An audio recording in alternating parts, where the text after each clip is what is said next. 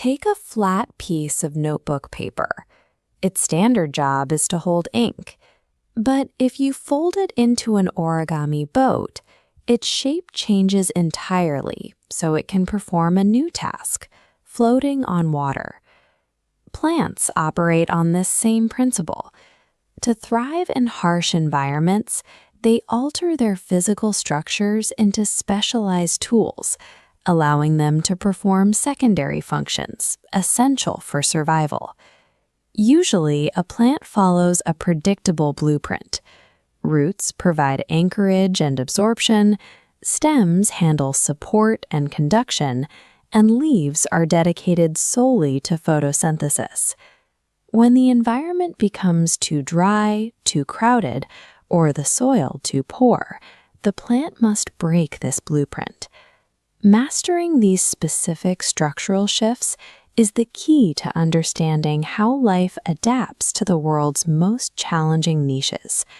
Let's look at the root system. Taproots often swell into fleshy reservoirs to store food. A carrot, a radish, or a turnip is essentially a plant's underground pantry, packed with the nutrients it needs to restart growth when the season turns. Fibrous and adventitious roots take a different path. Instead of storing food, they often emerge from unexpected places on the stem or branches, acting like structural cables to brace heavy canopies or support weak stems. To identify the nature of these organs, we have to look past the surface. A sweet potato is a modified root because it is designed for absorption and storage, whereas a standard potato lacks these root characteristics, a distinction that reveals the plant's true biological history.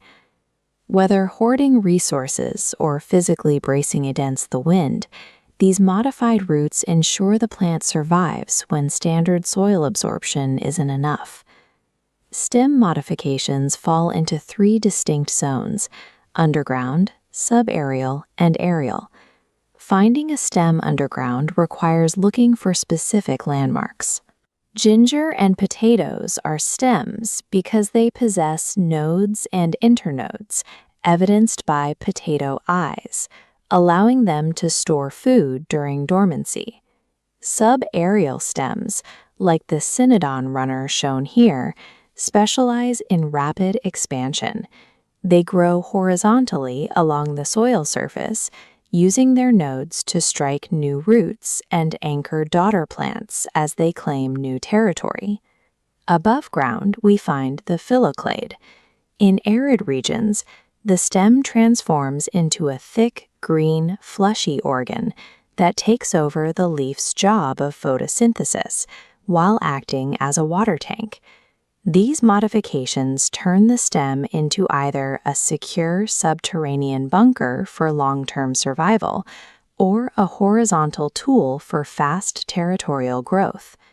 Leaves frequently abandon their food-making role to become structural tools.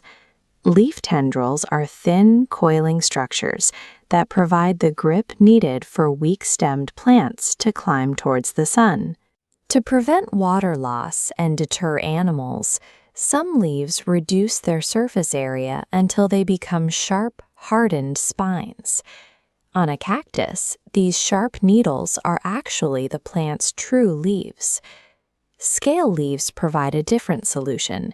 They can be dry and papery for protection, or thick and fleshy for storage. In an onion, those edible layers are actually modified leaves packed with nutrients. The Australian acacia uses a phyllodes.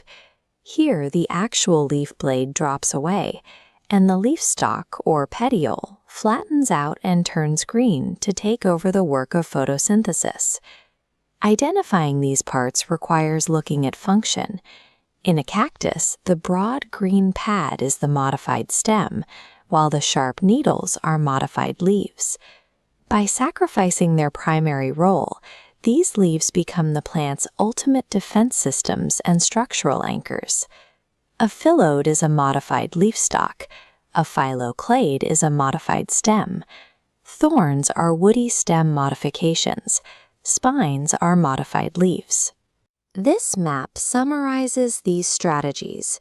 Roots modify for storage and support, stems for pollination, and leaves for defense, climbing, and photosynthesis. Categorizing these specific structural adaptations allows us to see how every part of a plant is engineered to meet the unique demands of its habitat.